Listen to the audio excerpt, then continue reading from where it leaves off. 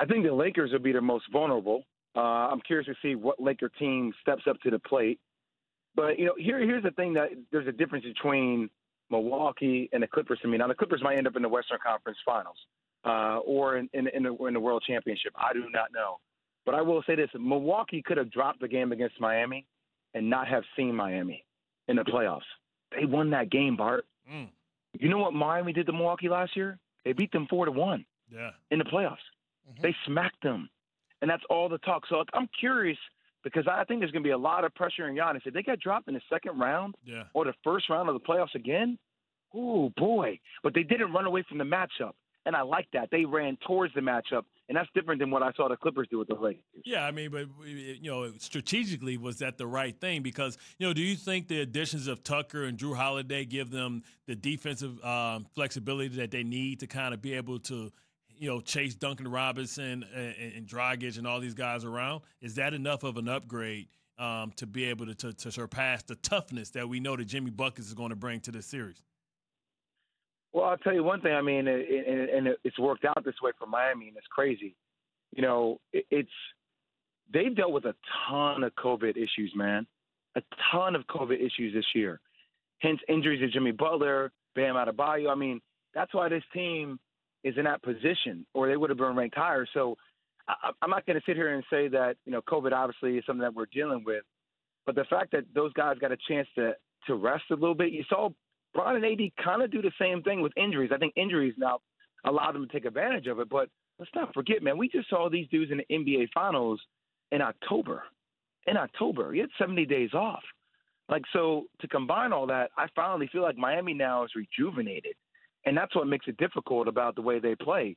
It's like, Bart, you ever go, Chris, this too, have you ever been to a rec league where you go to the YMCA or 24-hour fitness and you're playing against those teams guys just running around everywhere with their heads cut off, just shooting threes. You're like, I can't guard these dudes. I'm tired. Perpetual motion. motion. Save some energy offensively. That's who Miami is. Yeah, I'm the goon. I go in, I sweep the leg. You know what I'm saying? I think it's cute. You thought I was put him in the body bag, Johnny.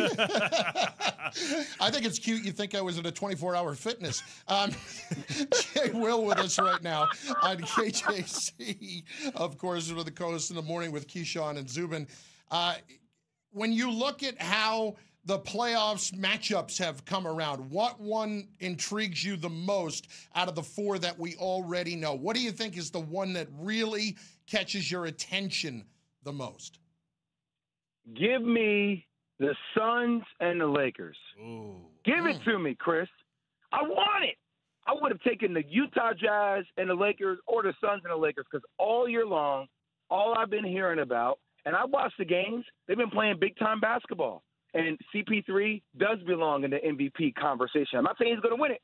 He belongs in that conversation. And Devin Booker is one of the bright stars of the future of the NBA. And DeAndre Ayton and Cameron Johnson and Mikal Bridges, the way these boys play is special.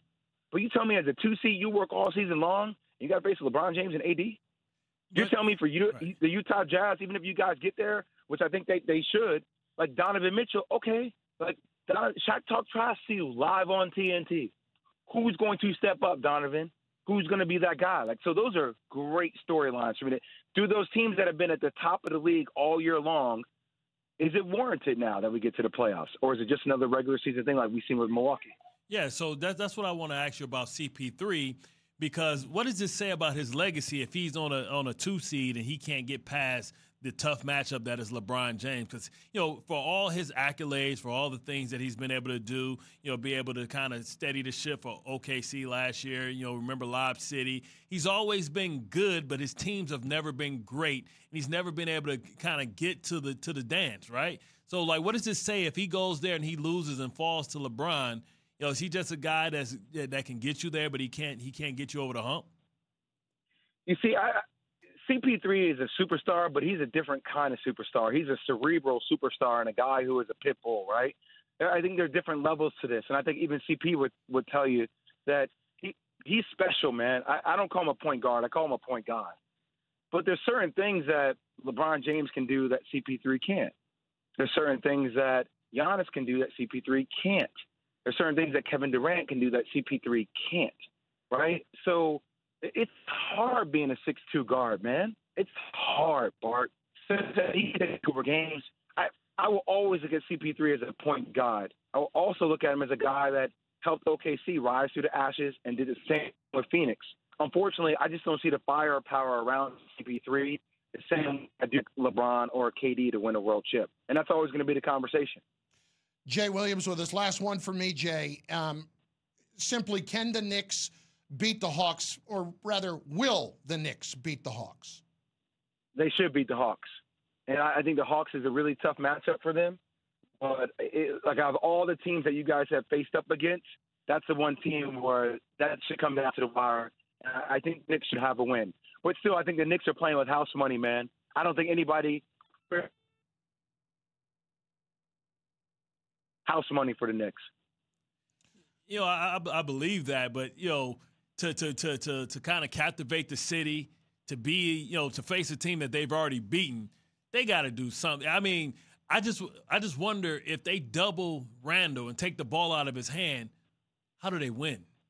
I mean, because we know that's got to be the game plan, right? You know, double Randall, make somebody else win, and I don't know if R.J. Barrett is ready to be able to step up. Listen, if they lose, we'll accept it, but it can't be like a 4-2. It got to at least go 6 or 7. Well, Pardon me? We lost you there for a sec, Jay. Will you there? My question was idiotic anyway. Don't worry about it, Jay Weezy. No.